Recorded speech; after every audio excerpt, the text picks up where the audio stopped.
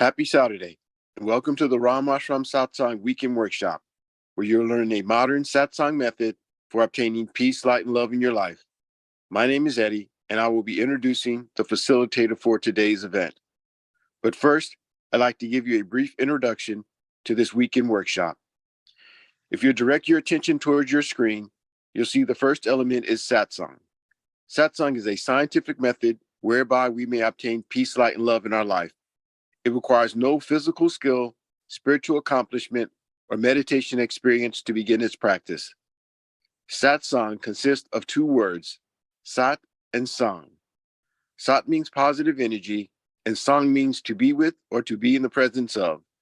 Therefore, the word Satsang means to be in the presence of positive energy. The next element is meditation. Meditation is an important part of Satsang. When we meditate, we withdraw consciousness from worldly objects and direct it inwards to focus on a single thought.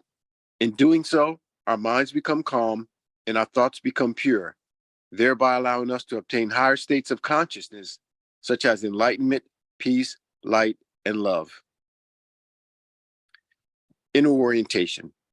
There are two types of Satsang, inner Satsang and outer Satsang. An example of outer Satsang would be chanting or attending pilgrimages. When we practice outer Satsang, we have the potential to change our behavior, but only through the practice of inner Satsang can we obtain higher states of consciousness, such as enlightenment, peace, light, and love. The Satsang that you will learn today is an inner Satsang where we meditate in silence. Group session. These weekend workshops are structured for group participation. When we meditate as a group, our focus is improved and our personal progress along our spiritual path is expedited. By regularly attending these weekend workshops, the benefits of group participation are amplified. Joy and inner happiness. All beings wish to experience joy. Joy is the eternal longing of the soul. But only through the practice of inner Satsang can we obtain a joyous state. Each time we practice Satsang, our inner happiness gradually increases, ultimately culminating in a state of joy, which we experience 24 hours a day, 7 days a week. The agenda for today consists of 3 sessions: the informative session, the practice session, and the interactive session. During the informative session, a lecture will be given about a Satsang topic, the founder, or some relevant spiritual topic. During the practice session, you'll receive instructions on how to meditate, followed by a period of practice. During the interactive session, you have the opportunity to ask questions, or there'll be a panel discussion.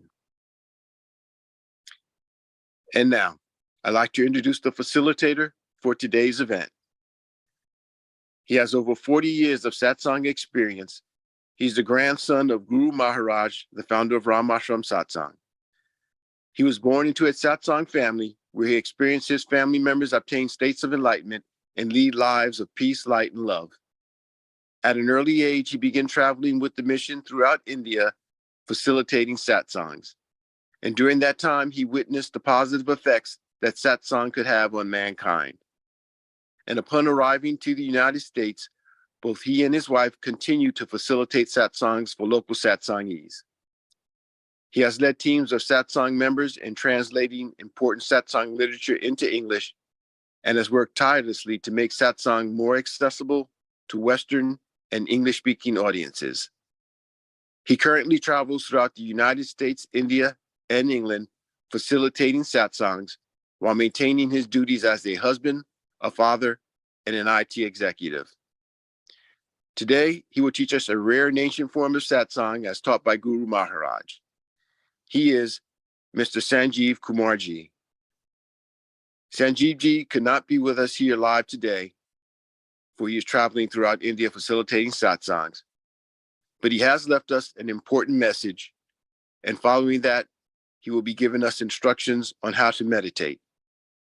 Please enjoy.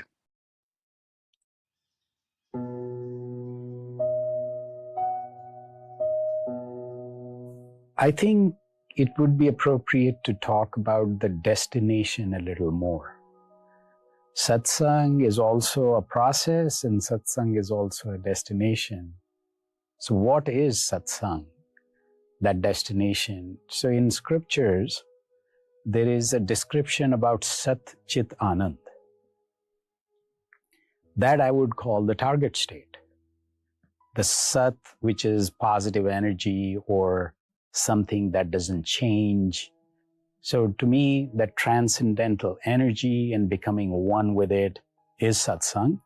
And that is the first part of Satchidanand, Sat. So being in union, being in presence of transcendental energy is one part of the target state. The second part is Chit. Now, Chit is another word which probably doesn't have a clear equivalent in English, but maybe we can think of it as subconscious mind or unconscious mind. I can very simply describe or illustrate the difference between the mind and the subconscious mind. Chit is the peaceful part of the mind. Now, how do we understand that? Let's say you look at the ocean. The surface of the ocean has tremendous waves. And sometimes they're so powerful, then enormous and huge ships would sink because of that turbulence. And scriptures have described that world is like that ocean, Bhavsagar, where these waves never stop. But the same ocean, if you go deeper. So I actually watched a documentary where a scientist actually goes in a capsule very, very, very deep into the ocean. When you go deeper into the ocean, what you find is that there are no more waves, and there is like stillness of the kind that cannot be imagined at the surface of the same ocean. So you are in the ocean, but not on the surface. You are way deep in there. The deeper you go, the more calmer, quieter, and still it gets. That's the same with you. That's the same with us. The deeper we go into our mind, that's called Chit here, and that's where peace lives. So to find peace, you have to go deeper within us. The Sat, the transcendental energy we need to be one with. Chit, which is the deep I, the depth within which the deep meditation will take you. That's where peace is. And what will that bring? Anand, or joy. So basically, be energized by the cosmic energy, be at peace, and be, in a state of constant joy. That's our target state. That's where satsang takes you. Satsang basically is also to be with someone who is in that state, and because it is an infectious state. This target state is very infectious. So in the sense that if you achieved that target state, everyone around you will be affected by it without any effort on your part. And that's what Guru Maharaj did, and that's what you can do if we continue to pursue the path, the 5 steps towards inner peace.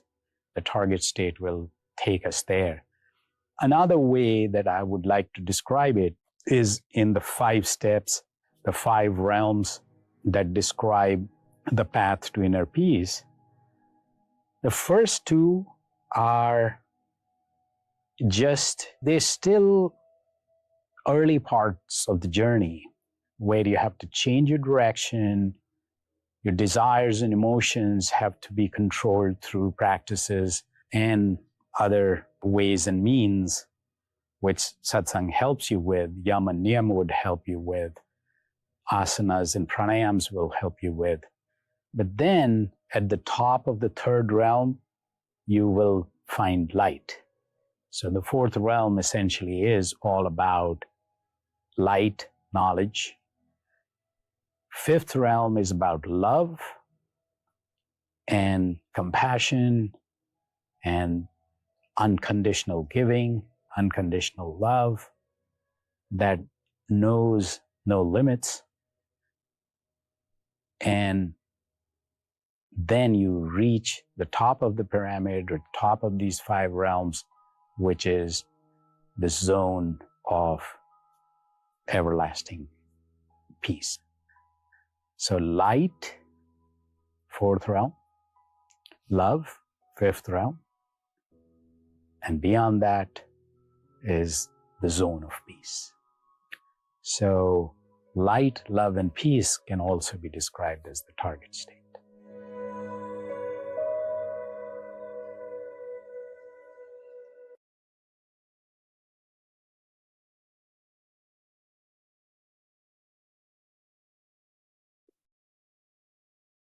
Sometimes I feel, some of these videos describe things in a way that when you're live, it's you have to get into that mode to describe all that. But essentially, satsang is a process in the sense that, as Eddie was talking about, that there is group sessions are a very integral part of satsang. Being with the person who is at target state can also be called satsang. And the way we meditate here, which I'll describe shortly, and practice, when you do that individually, that's also satsang. So essentially, there is the method, but then satsang also describes the destination in the sense that sat and sang, being with positive energy or transcendental energy, is satsang by definition or translation. So it describes both. It's similar to yoga in that way. Yoga is actually not physical exercises or breathing exercises. Yes, those are part of yoga. Meditative aspects are also described as 8 limbs of yoga by Maharishi Patanjali. So the destination, the union, yoga means union with the transcendental energy is yoga, and being with transcendental energy is satsang. So the end goal here is very similar. The method is kind of different in the sense that yoga, if you start from the physical exercises, breathing exercises, and yamas and niyamas, but then still, if you look at the other 4 aspects, which is inner yoga. So inner yoga is the meditative aspects of the yoga philosophy or Ashtanga yoga. Essentially, satsang is more focused on the meditative aspects of the yoga philosophy or the yoga methods. So inner yoga, as described by Guru Maharaj, emphasizes on 4 limbs of the 8 limbs described in Ashtanga Yoga by Maharishi Patanjali. So inward orientation, concentration, meditation, and higher consciousness, that's the prime focus. Those are the core focus areas of satsang. So let's practice that. So we talked about the target state. That's where we need to get to, but how do we get to it? What's the method? And there are multiple methods. And so far as you get to that target state of constant joy and being with transcendental energy and in a deep, peaceful state, to get to that, inward orientation is important. Peace is inside, not elsewhere. Practice that. And then concentration is very important. And chanting and kirtans and satsangs also have these kirtans. But here we meditate primarily deep in silence, but concentration is helped by music. So to get to your target state, the method, plenty of methods, but one of these that my grandfather, learned from his guru and then packaged it and made it freely available. So that's what we will practice now. So eyes lightly closed, and that's to help inward orientation and also to help minimize the distraction of the mind. That helps concentration. And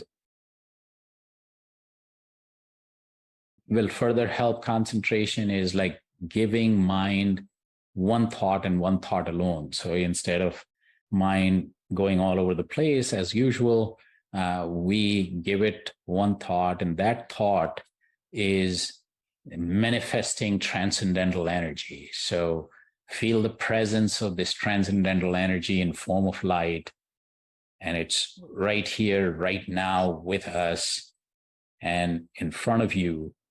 And that light is entering your heart, distributing throughout your body, and you are becoming one with this light. So the object of concentration, dharana, is, so you focus on this transcendental light. And to get inward orientation, eyes lightly closed. And every time your mind moves away, because every time you become aware that, you're trying to focus on this thought of transcendental energy is here and it's entering your heart and distributing throughout your body. And suddenly you find it's gone somewhere. And once you realize that, bring it back to this thought and this thought alone. So you can do other things, chanting and mindfulness and so on and so forth, before and after. And this deep meditation will help you in other activities as well. So again, simple, eyes lightly closed, still posture, because every time your body moves, your mind moves with it. So eyes lightly closed, still and relaxed posture, so that you can be still for the time of meditation.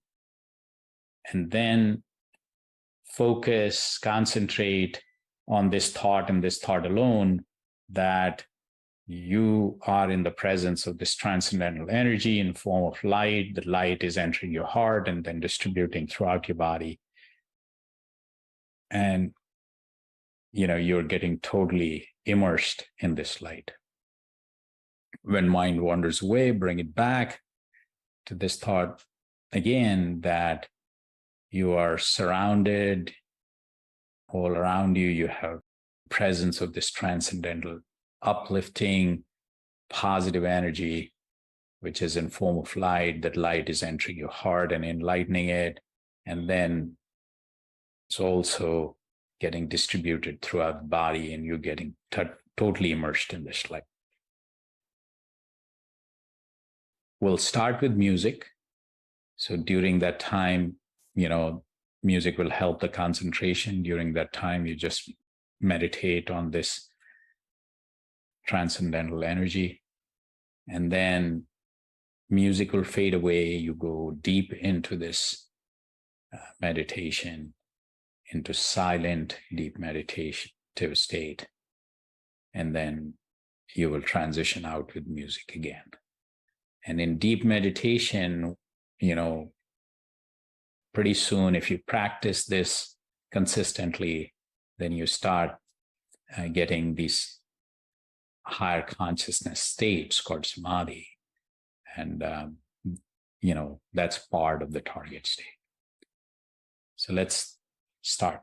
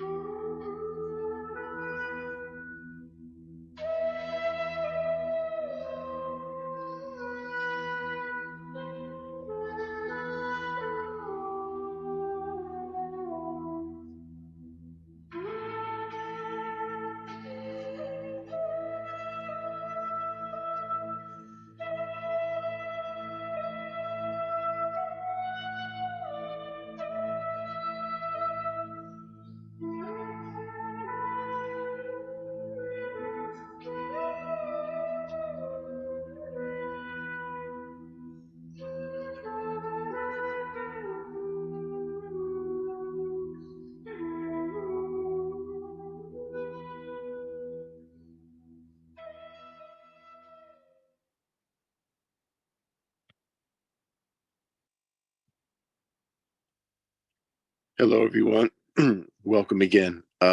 Just want to mention that Sanjeevji is traveling in India at this time. He will be returning around the 12th of September. Until then, we will continue to hold these weekly satsangs. Okay, if you have any questions or you would like to share your experience during this time, please do so. Please unmute yourself, or you may ask your questions through the chat. We'll record them, and when Sanjeevji returns, he'll answer those for you. So please do so at this time.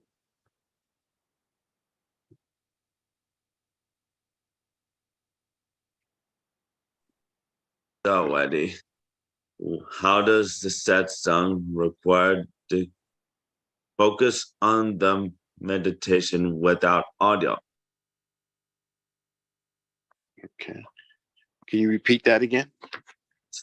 So, Eddie, how does satsang focus on meditating without being distracted by thoughts? Okay. Okay. So I'll record that, Jeffrey, and thank you for your question. And we'll have Sanjeev answer that when he returns. Is there anyone else? Welcome. Okay. Okay, then let me ask, did everyone here receive the meditation instructions today? Is there anyone that did not receive the instructions on how to meditate?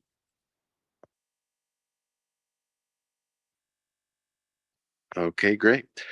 Well, with that, we'll close this weekly satsang session. Thank you, everyone. Have a great day and great week. We'll see you next week. Thank you, Eddie.